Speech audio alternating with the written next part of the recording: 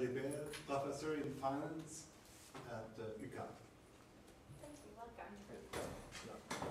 Thank you very much for being here with us today. What really sets group investors apart is their ability to take care of the people. They care about the interests. They don't just want to make money. They care about what this money is going to be used for. They really want to make sure that their clients are reaching their full potential. That's why our strategy today is maximizing this personal relationship and really making sure that we're building upon them. Today we're going to be going through a quick current situation, then running through our strategy for group investors today, then running through a few costs and impact, and then finally closing up with a timeline and our key takeaways. Here you go, Rishi. So let's take a look at what we know. Investor Groups has over $59 billion in assets. You have 100 financial service centers across Canada. You have 1 million customers and approximately 100 years of experience under your belt. But what does this 100 years of experience allow you to do? Well, it allows you to be a delivery and the leader of professional services and financial services for your clients. It allows you to provide devotion to your team, to your employees, and in turn, the devotion the team and the employees can provide to their clients. It allows you to make personalized, customized solutions that will best serve your clients' interests. And lastly, it allows you to make these long-lasting relationships that really separates Investors Group from the rest of its companies, or from the rest of its partners, sorry. So let's take a step back and look at the market overview and where Investors Group places amongst its competitors. In terms of market capitalization, we see that you're a little bit in the middle because of the different banks, financial companies, and other wealth management firms that are in your competitive market. However, where Investors Group can really differentiate itself is between its ability to be a financial partner and not just a financial institution. That way, Investors Group can really differentiate itself and make itself distinct amongst its competitors, and that's really what the model is for Investors Group and what we're here to provide you today and build upon that. So what is this Investors Group distinction? Well, it allows you to be a trusted partner and allow you to make that focus on delivery for your clients that is so essential to separating you from the other firms and essential to delivering this financial services in the best way possible. One, the first thing you prize yourself on is your structure. Your business model is your business approach. This process and this structure is what you stand by throughout your different applications of your services and for your clients, and it really allows your clients to have faith in you and trust that your ability to deliver their services does not change upon its different services. Next, you have tailored long-term goals. You prize yourself on being a strong, stable, secure company that really provides those customized and tailored solutions to their clients, not just once, but continuously throughout their journey, and really follows them through their journey from the beginning of their partnership with Investors Group till the end. And lastly, you have your people, your expert advisors who are really the importance and the core to your company, and they provide this culture and this experience that is unparalleled with the other companies of your firm, and you really want to leverage this people aspect of your company. By doing that, you have to first create your advisors, or gather these advisors who can take the IG message from where it is now within your management group to your clients. So when you're looking for an advisor, you're looking for these skills. You're looking for that they're trustable, and that they have the necessary HR communication skills that they can deliver the IG message to their clients. Next, that they have the technique to really gather these customers, look at prospective customers, see who will be beneficial and who you can provide a benefit to, and take that forward. Next, they must have knowledge of the financial industry to be able to give proper insights and proper experience and advice, which is so centered to your business model. And lastly, they must have a motivation to fulfill their goals, not only for themselves or the company, but for the clients that they are taking upon themselves. And you facilitate this through your advisor mentoring. So you have segmented training workshops for these advisors to really let them know that you are with them throughout this entire process. You give them the tools and resources they need to facilitate these clients through this process. Provide specialists and professional insights that really give them all the experience and knowledge they need to move from the different aspects of the industry. So, in all, you create an advisor that ensures that your IG vision is passed on to their clients and that everybody can live into that financial success. I will now pass it to Alexi, who will give you an overview of our strategy. Thank you very much. So today our real opportunity is by implementing our Your Future strategy, IG's advisors will leverage both their expertise and the established IG model to build long-lasting relationships and tailored to the customers that really will broadcast that vision for long-term success and for long-term growth. So that's really what we're looking at. We're looking to base off our strategy off that human relationship approach. So, of course, first one we were looking at it, so how do we narrow down a good strategy versus a not that good strategy? What we absolutely need is to make sure that this first year will be the building blocks to a successful and stable growth for the future, but that's also very in line with IG's current model. So we need a scalable plan because there's so many different potential markets, there's so many different visions for these advisors. They're not necessarily pursuing the IG career for the same reason, so it has to be scalable from one person to another. It has to be very tailored approach as well. So going back, the female, as we know, or the male who maybe is looking for more money, whereas the female, she just wants to be flexible in her hours, maybe they're more at home, so they're not going after the same things. We have to be able to tailor this to their needs, but also their potential customer needs. And then finally, these long-lasting relationships. If we take a prospect that maybe is not going to work out, maybe he's with someone else, and then just kick him to the curb, we're really going against what IG is all about, which is these long-lasting relationships with people. So we have our About You strategy today for you. So it's really a four-pronged strategy in 4 steps. So it all starts with analyzing, then we're going to the reach, so reaching our customer, finally converting him, and then really sustaining. So sustain for this strategy is probably the most important part, not because the others aren't important, but that's really what we're looking to build. It's not a right now strategy, it's a long-term ongoing strategy. So how we'll be doing this is analyzing with you and your people, then we'll have a tailored launch event, open conversations in order to overall develop these relationships. So looking first and foremost at the analyze you. These advisors come in, maybe it's their first career, maybe they're very long along their career path, but what are they good at? What stands them apart from the other potential advisors? Their own strengths and their own weaknesses. This will allow them to better understand the different customers that they're going after. If the customer needs something that maybe he's not that good at, he could defer them to another advisor. So it's very important for him to understand what he wants, but also his mission and his vision, which links back to the objectives. Why are they doing this? What's going to make them feel fulfilled at the end of the day, at the end of the year, at the end of their career? It's really important for them to know this, just in order to be able to guide them for the future. And then we want to know who our market is. So this is going to be the next slide. This is really a little bit more in detail. So as you can see, at the moment, IG has 4 different markets. We really see it as being actually only 3 that interlap to create the 4th. So we're looking at the natural market, which are the friends, the family, just the people around you.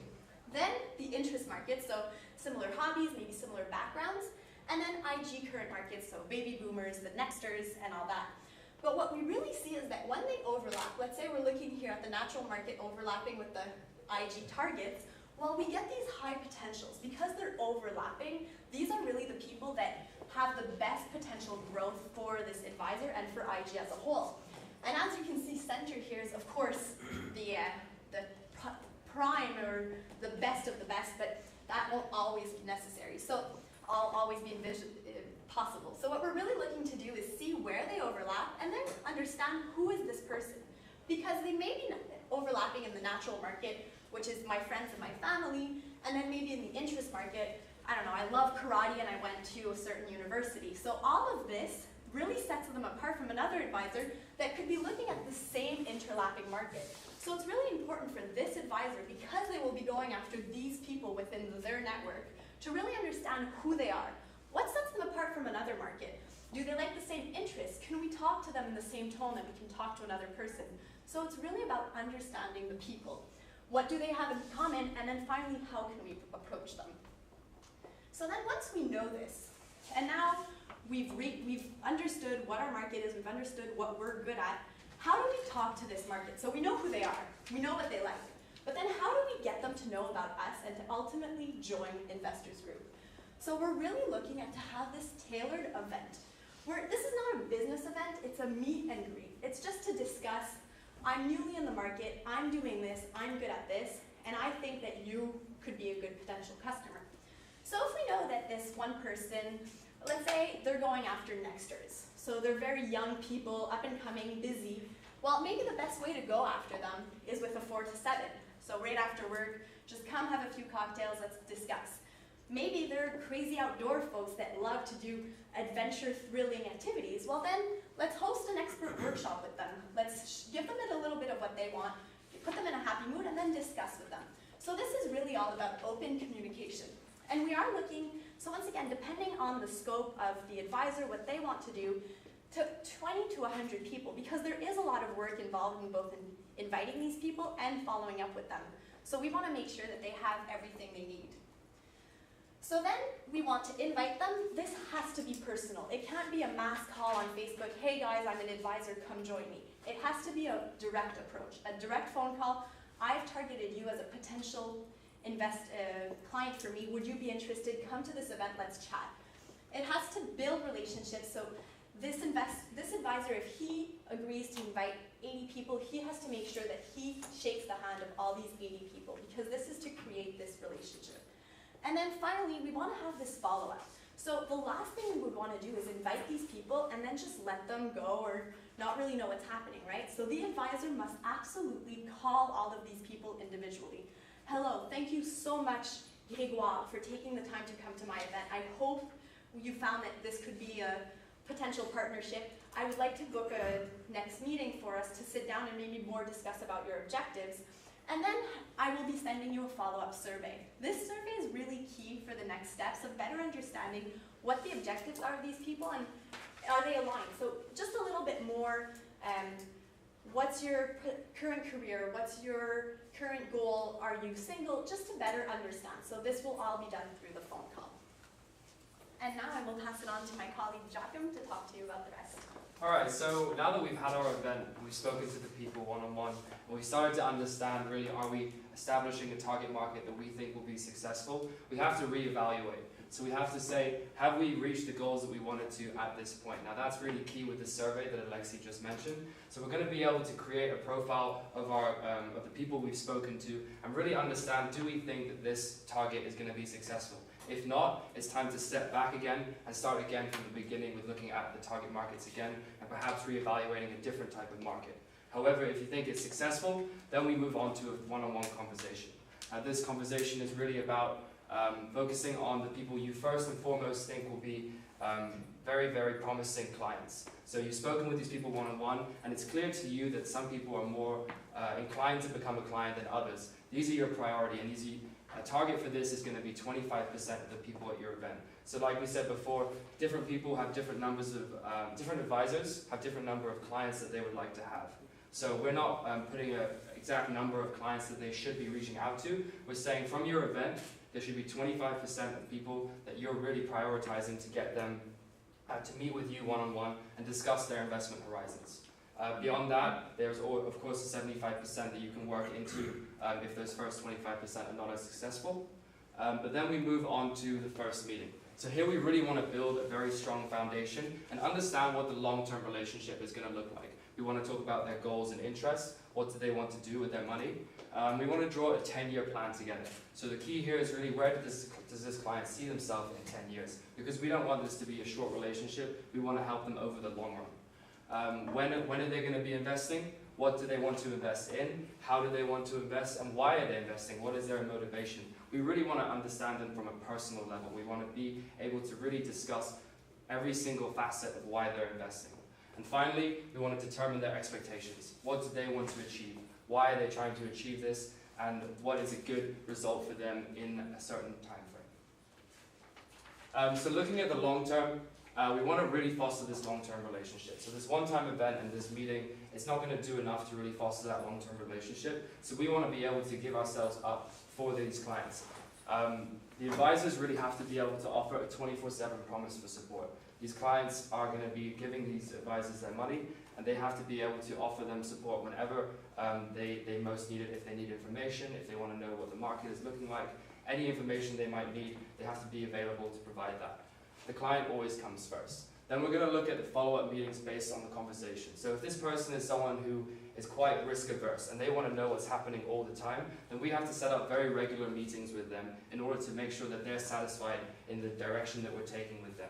If they're more happy to let the advisor take the role of just doing what they think is best and just occasionally updating it, then that's personal again. But what's really key here is that we want to have a yearly thank you event. We want to have a time where we, at the very least, meet these people one-on-one every year, and we bring them together. And this is really key to building a sustainable plan in the future. So not only are we going to be inviting our current clients to a yearly event, but we also want to invite potential future clients as well. And the key here is being able to create a type of snowball effect, where the current clients are talking to the potential clients and really telling them about the experiences that they've had with this advisor and why they think it's been a great opportunity to invest with them. This is going to be very essential for building that client base year on year. So we're not just looking at that first year anymore, we're really looking at a repeatable model here. That's what exactly Rishi is going to speak about. Just to re-emphasize what my colleague just said, our process is based on a cyclical and iterative process. It starts with analyzing your market, analyzing who you are and who your customers are going to be, taking that to them taking it forward to reach these customers through these events, through these meetings, really bringing them together to show what you do, why you want to do it, and how you're going to make it happen. You follow that up by converting them, by re-emphasizing all of these first few points in the follow-up calls, in the one-on-one meetings, to really show that you're not just here to put on an event, or you're not just here for show, but you really want to take these people from one process to the another and continue them on this entire financial service process and this platform that you're trying to create for them. And lastly, you want to sustain them with these long-term relationships, with these end-of-year meetings, with these follow-up calls, with ensuring that you meet all of your clients and keep in touch with all of your clients throughout the entire time. And lastly, you reevaluate your market from where you first took that first 25% to see what you're missing, what else you can add, and what other opportunities are held in store for you, and then move on to another market, or so on and so forth. And what we'd like to emphasize here is, while this is a circular process, it's also a bottoms-up approach. It starts with analyzing, it moves on to reaching, it moves on to converting, and then finally sustaining and creating those long-term relationships that are very important for you, for IG, for your advisor, and for your client. The next steps after all of this is completed is, again, as I mentioned, reevaluating and trying to capture that next market, and then moving on to these other segments so that you ensure that this continues and it doesn't stop in one direction or at one place. So this is quite a general approach to tailor an advisor's experience to building their own company. But let's have a look at the very specific implementation timeline. So the month one, you're really going to be analyzing you and your market, as we talked about. This is where you really take a step and look at yourself, look at who you might be investing in. That's going to take approximately 5 to 8 weeks. That's when you're also looking at the kind of databases you have in terms of contact information. Who do you have already? Who can you contact already? And how are you going to build up the new networks that you need to achieve the reach for that target market? From there, you're going to start planning your event. So this event plan is going to take about 2 months. It's going to be everything involving logistical and inviting logistical matters, and also inviting the event attendees. And finally, you're going to have your event towards the end of month 4, perhaps in month 5. So here is really when you're making that first step in reaching your target customer, and you're going to have that follow-up within the next week of the event. So you want to make sure that you're not being lost in the mind of this client, that you're staying there with them, and you're asking them for feedback as well. From there, we're going to look at one-on-one meetings. So that's when you really bring it down to that top 25% that you want to target. And there we will look at starting the partnerships of these long-term relationships. So that's where we start discussing the future horizons. And from there, we reevaluate at the end of the year. So that's essentially where it comes back around. We start looking at, again, have we achieved our goals for this year? Do we have a strong client base? And that's when you also are throwing that event to mix your current clients with your future clients and building your customer base. So in terms of costs and KPIs, the major costs every year is going to be this event that you're going to have to throw. So that's going to be roughly $95 per person, and in order to break even, considering that we want to achieve 25% of the event attendees as clients, we're going to have to be earning $400 per client per event that you throw. So if you choose to throw more than one event, that's up to the advisor, of course, but we recommend just doing 1 to 2 a year. In terms of KPIs, we've talked about it already. We really want 25% of our attendees. And the reason we made it a percentage again is because people may have different client base targets. If a person only wants 20 people, then they will only take 25% of all the attendees. From there, we're looking at a 400% per retained client return on investment, sorry. And finally, a client base growth. In the first year, we want to grow the client base by at least 30%, and after that, we want to grow it by 10 to 15%. Thank you very much. So really, all in all, what this strategy emphasizes is that comprehensive model. So it all depends on the advisor, but also on the client. Finally, it's tailored to both you and the people you're going after. And finally, this is an extremely repeatable process, so it doesn't die after 1 year. It continues on and on to build a long-term relationship and profits. Thank you very much, and we now open the floor to any questions you may have.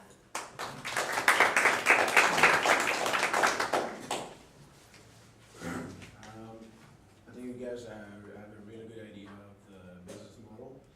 I really like the event idea. You were saying you would invite from 20 to 100 people, and you're suggesting to talk to every one of these invitees. So how would you talk to 80 person, shake hands, and ask about their career in the same evening? How would you do that? So once again, that's it. It's really scalable. So it depends on the kind of event as well. So if we're looking at a workshop where the main activity is the workshop, it won't be possible. But we do see that in an event, in a 3-hour, 4-hour long event in the evening, it is possible to say hello to everyone, to explain, and then also by maybe having an open speech at the beginning where you explain yourself, you cut a lot of the time of just explaining why you're doing this and your goals, and then you just go more onto one-on-one interactions. So it's very scalable for the objectives. And why not a more private, exclusive event with maybe 15 to 20 people, and then you can chat more, a little longer with everybody, compared to inviting 80 person? So this would depend on where each strategy tailors into the different markets. So if you're primarily focusing on the first 2 markets where it's your natural, as well as the people that you know very closely, it'll be a smaller event. But if you're trying to reach out to some of that bigger interest group market, that would be a bigger scaled event where that would depend on how you allocate your time and what different activities you spend during that time. But on top of that, the follow-up call after the event and the survey that's going to come after the event is really where we try and figure out that personal information, the personal interests, and the who, what, when, where, how of the client. So the first is really just an introduction to build that trust, to build that first meeting, face-to-face experience for them, and then carry that forward with everything else that our plan suggests. As David, I think you show a good understanding of what is our business, but if you have to resume what are the 2 priority for you for a client, what has the most value in financial services to a prospect client, what would you say? Sorry, could you repeat the question? What are the 2 priorities for a client when he's looking for a financial advisor, you think? For clients of advisors who work for IG? It's like the 2 quality that an advisor need to have. Oh, I see. So have a good contact. the 2 that we would suggest is your expertise and your loyalty and your trust toward the client. So the expertise that you provide with all the skills that investor group provides to the client, whether it's the basic access to resources, the basic knowledge, or the training that the advisors go through, and their understanding of the financial market and the legitimacy that comes from it. So that would be one of the first things that your clients would look for. But the second thing, and the thing that separates IG from the rest of his companies, is really that trust, that loyalty factor, where you're just you're a partner and not just an institution. So you're not just doing the finances, but you're allowing them to take from the beginning of the relationship, where you're really building a one-on-one relationship with their client and continuing that throughout this entire process, where you follow up with them, you meet with them on a consistent basis, you care about their investment, and building it for them to get the most success and the most profit from this investor. So I would say experience and trust. When you talk about evaluating your futures cycle, what are you guys going to be looking for by evaluating the market? So by seeing if there are any changes in the market that could impact the initial analysis, but also maybe just seeing, okay, well, are we saturated? Have we taken everyone in the first market that we've decided to go after? Are we fully saturated? Should we decide to go after another market? So it's really, that's the thing, we're not limited to the first market we go after. The first one is maybe the best one we see or the easiest to enter, but after that we can enter others, and that's really where reevaluating goes towards. A good way to engage clients with a brand, with a company, is using a social media strategy. Did you talk about adding a social media strategy to what you have right now?